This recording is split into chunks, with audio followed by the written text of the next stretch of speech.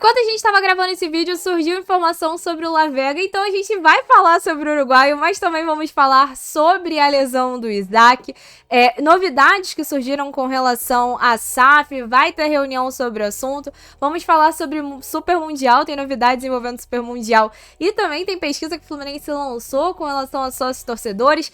Tem aí possibilidade de vir nova aposta para o Fluminense. Vamos falar sobre o resultado que o Fluminense fez na Série A1 do Brasileirão Feminino. Então vem comigo, meu nome é Julia Cunha e esse é Dominada pelo Flu.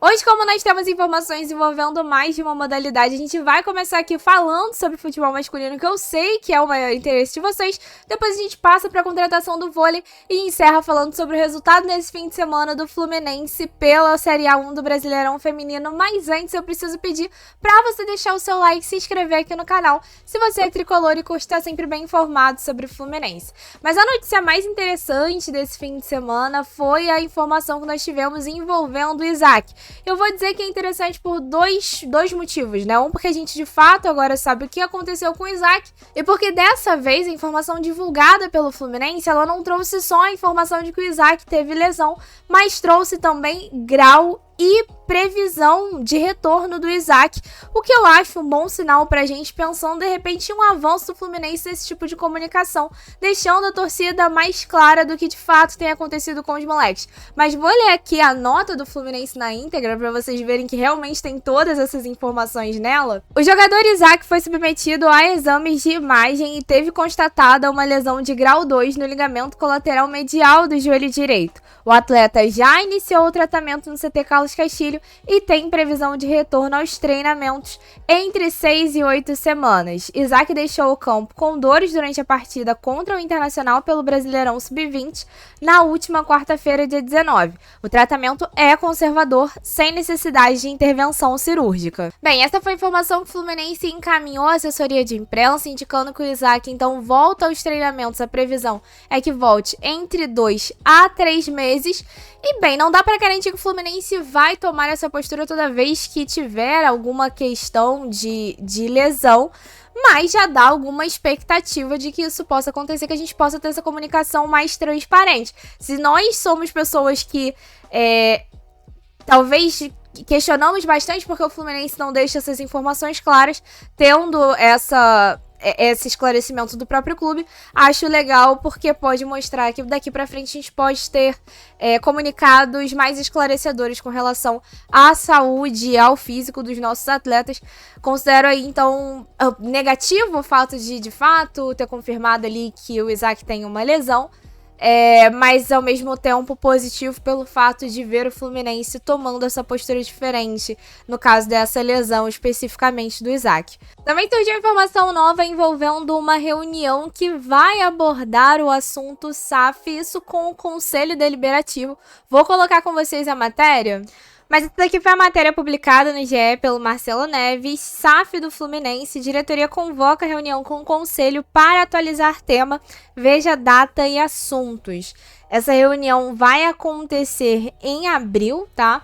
A diretoria do Fluminense convocou uma reunião com o Conselho Deliberativo para tratar de assuntos importantes sobre o clube, em especial o tema SAF. Foi marcada para abril um encontro para trazer atualizações sobre o processo de constituição da Sociedade Anônima do Futebol e também informar sobre questões referentes ao Mundial de Clubes. Bem, eu acredito que isso tem a ver com aquela pressão que a gente tem visto de grupos internos ali contra a SAF. E aí imagino que talvez essa reunião tenha a ver com isso, né? Uma reação para talvez acalmar esses ânimos de uma parte de grupos internos que hoje estão batendo nessa ideia, né? Dá para dizer assim. A convocatória foi feita pelo presidente Mário Bittencourt e vice-geral Matheus Montenegro, junto ao Ivan Perrone, presidente do Conselho Deliberativo. Ela acontecerá no dia 14 de abril, com a presença dos dois dirigentes. Também há a possibilidade de uma coletiva de imprensa ser realizada para atualizar os torcedores sobre o assunto.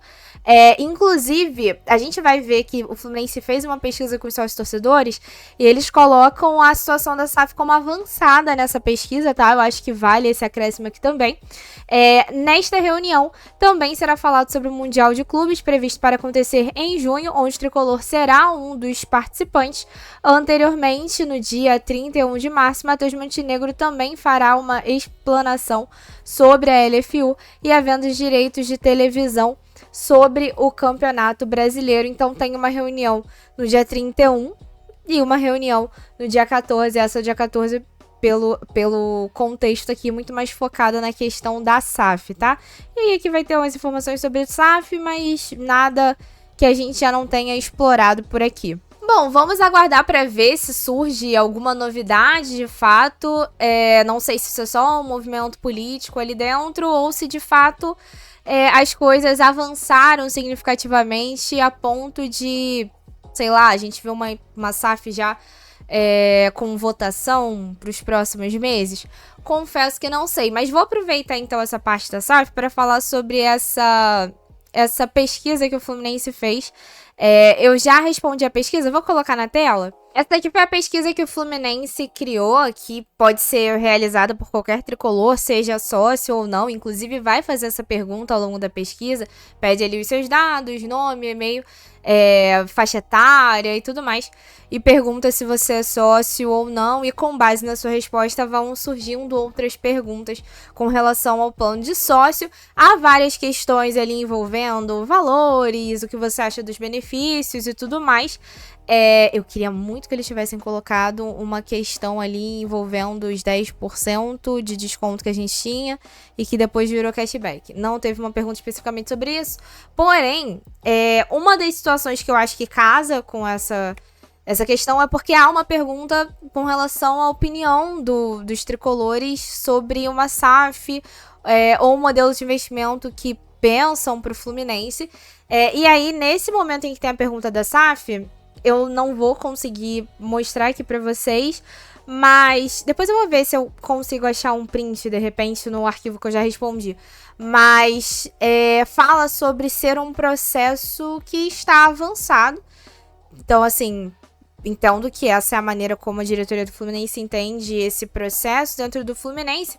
E há uma pergunta também bem interessante para quem é tricolor e apoia o vôlei do Fluminense ou o futebol feminino, as categorias de base em si, porque eu não me recordo, pode ser que já tenha tido em outras pesquisas, não é a primeira pesquisa de sócio que eu respondo, mas eu não me recordo de ter perguntas sobre você aceitar, se você aceitaria pagar um valor a mais na sua mensalidade para apoiar alguma das outras modalidades do Fluminense, aí fosse vôlei, futebol feminino ou as categorias de base do Fluminense.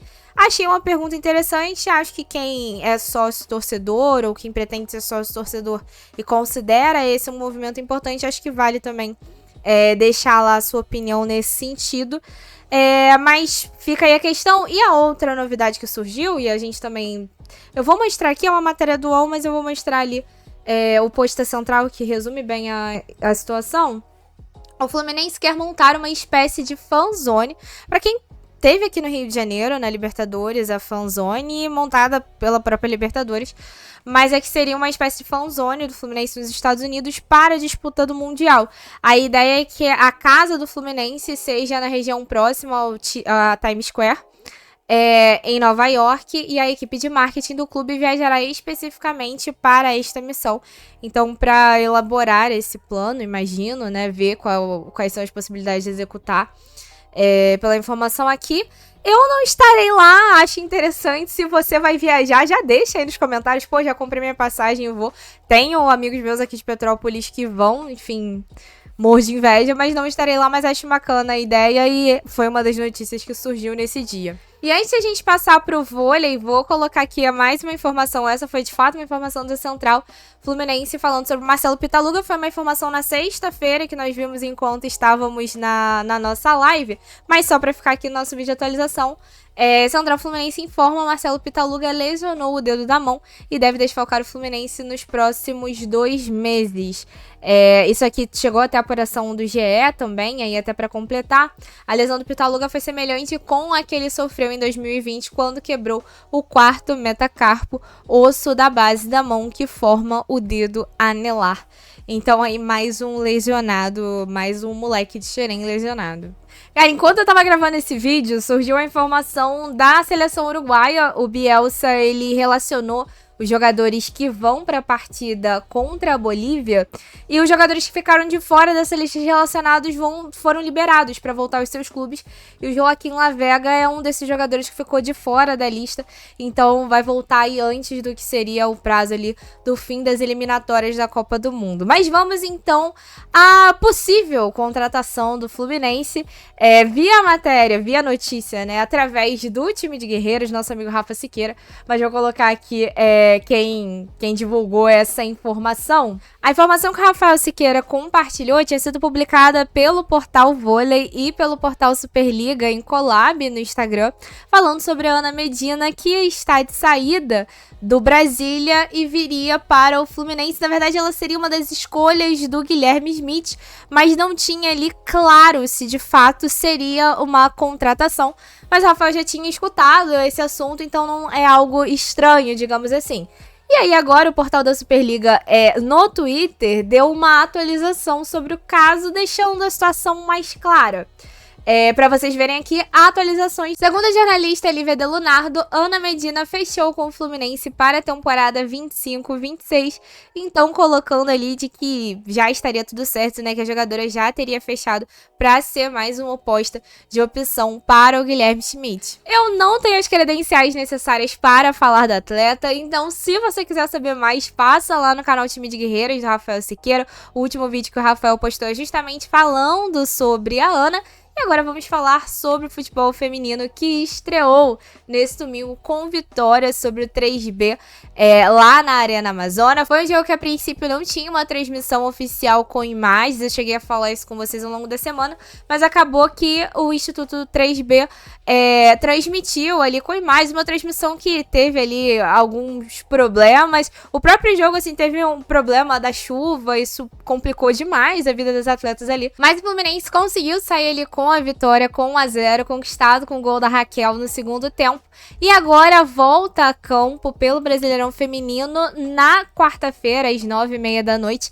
E esse vai ter transmissão do Sport TV. Inclusive, esse jogo que tá pra acontecer em Moça Bonita. Se você quiser, você é do Rio, tiver como prestigiar as nossas guerreiras, tem como fazer isso aí bem pertinho aí de casa. Mas então essas foram as últimas novidades. 5 horas, vejo você na nossa live.